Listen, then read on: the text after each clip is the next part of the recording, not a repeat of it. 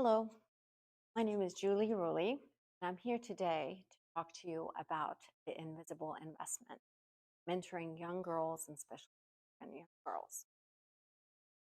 When I first walked into my first boardroom back in the day, I was the only woman at the table. I was also the only immigrant woman at the table. There were all these thoughts circling through my head.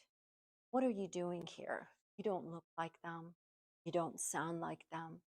You but you're here for a reason, and you might as well be here and make the points that you want to make. It was not easy, but I had to do it. Being an immigrant woman taught me that I had to adapt very quickly.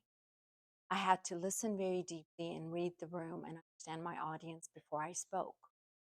Especially being in a male dominated space that I was and I am, I found myself always standing my ground. I knew I had to do that, and always with a smile and grace.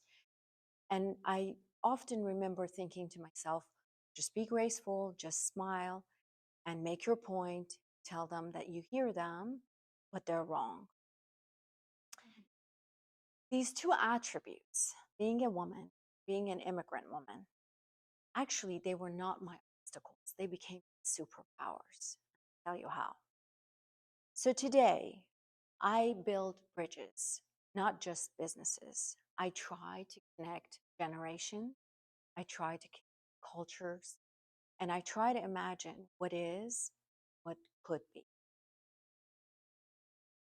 You know who I think about often is these young girls that migrate to the US at a very young age. The refugees, the daughter that hardly speaks English herself, but she's having to translate the immigration forms or the medical forms for her parents before she even understands the meaning of insurance deductible, for example. Or that high school kid that aces calculus but is too shy to raise his hand to speak because he has an accent. Or that girl in high school that has to miss the prom because she can't afford to buy a dress. So I mentor them today because I know how they feel. I see them. I was one of them. I came to the US at the sweet age of 8, and I recall just completely being lost in the beginning, not being able to speak any word of English, not knowing the culture, looking around, having to acclimate very quickly. And I felt very invisible at the beginning. So I mentor them today because I know how it feels to be talented, yet invisible.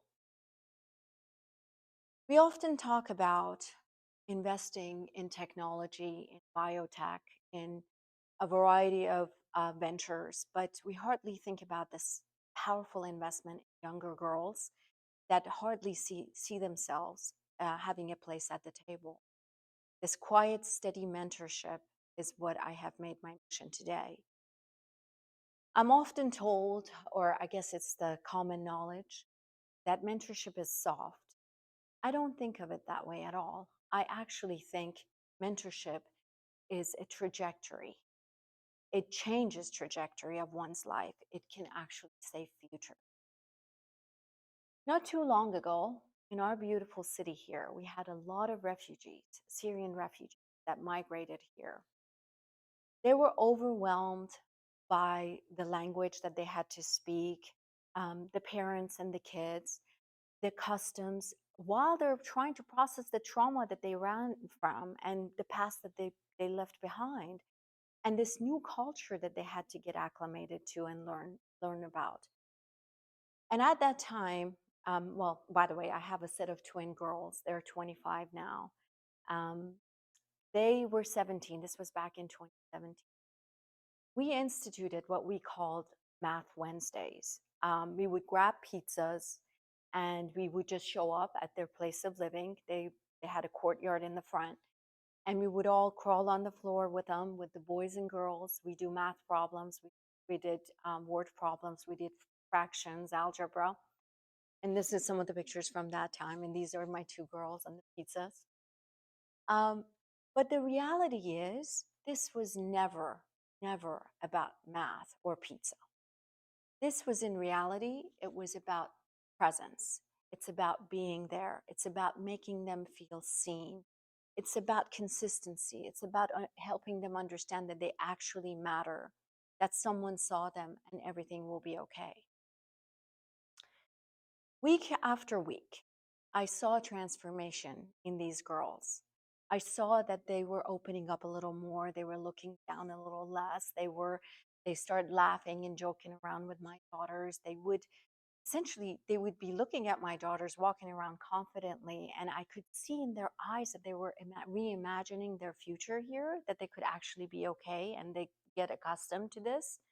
And every once in a while, I would see a rolling of the eyes, and I knew the process was working. I had two girls myself, so I'm like, yep, this is actually working.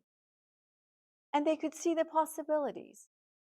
And that simple act of showing up every Wednesday with pizza and hanging around with them became its own kind of revolution. So let's zoom out a little bit now. Let's look at the data.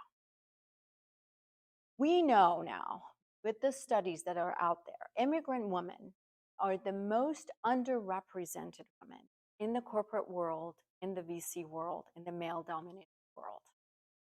PitchBook data from 2023 put venture funding for women less than 2%. Think about that. That's quite low. And a Harvard study showed they measured a 30-year average of funding for female founders, and it put it at less than 2.4% of all the fundings that are given. Studies show that VCs spend far less time on a pitch deck that is submitted by a female founder versus a male founder. And far fewer females are in the leadership roles in the executive roles in corporate America. And we all know, I mean, some of them, they even qualify better. They had better qualifications, they if not the same. Yet we all know that immigrant women, we are by far most resilient, if I may say so myself. We build lives across borders. We navigate cultural codes. We carry the family's emotional burden. We rarely complain. And we hold far fewer roles in the executive roles in corporate America. That's very telling. I've also noticed that the issue is not so much the talent. We have plenty of that. We have a lot of talented young women, immigrant women. The problem is really access. It's access to networks and access to capital. That's what's missing here. And I often think I had to do it alone. When I came here at the age of 18, when I fell, I didn't have anybody to look up to. I had to get myself back up. I had to create my own reality and try to strive for the better. And this is why I mentor now. No one, and I mean no one, should have to become what they have never seen. I have a little story. Um, I mentored an Iranian American girl back in the day. We call her Emma for the purpose of this conversation. She was an MIT graduate, brilliant, absolutely brilliant, full of ideas. But she often shrank herself.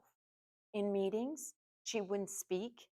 Her voice was limited. She wouldn't speak the full concept that I often knew she knew and she wanted to talk about. And she second guessed herself all the time. And it almost seemed like she was a guest in her own professional life, which was mind boggling. And I actually approached her once and I said, "What's the matter? We had talked about all these things that you were going to talk about in this meeting, and none of it came out." And she looked at me with tears in her eyes that I just don't think or don't feel that I belong there. And my response to her was, "You not only belong there, you expand the room by being in it. It's just a matter of having that courage to be able to speak." and feel that you have a voice. Seen. Now she runs a biotech startup herself. She mentors 3 girls. And I was actually talking to her the other day. This is what I call a ripple effect.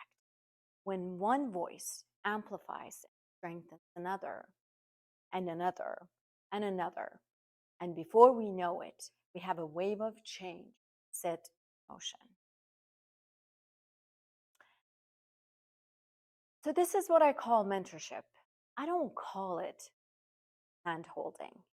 I actually don't. And I don't think it's being about kind hearted at all. I actually think instead of calling it hand holding, it's more of a handing of power to the next generation.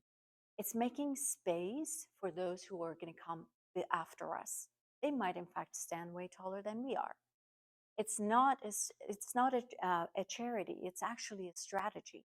This is the future of America we're talking. It's about unlocking this underutilized, underestimated leadership potential of these young girls and boys that will come after us. So, I have a question for you today. Whose voice are you amplifying?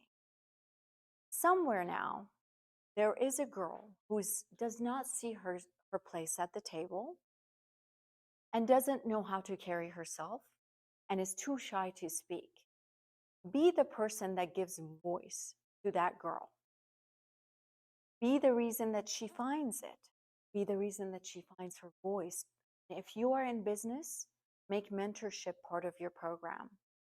If you're in leadership, if you're in a hiring position, look beyond standard candidates.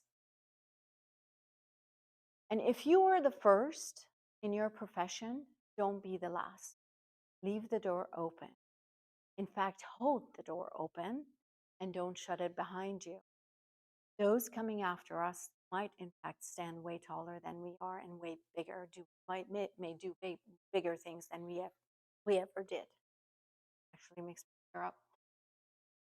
Now, when I return to the boardroom, if I don't see anyone that is like me, looks like me, talks like me, sounds like me, I ensure that the next generation does. Because I don't just build businesses, I build bridges. I try to invest in overlooked girls because I do believe that can. Thank you.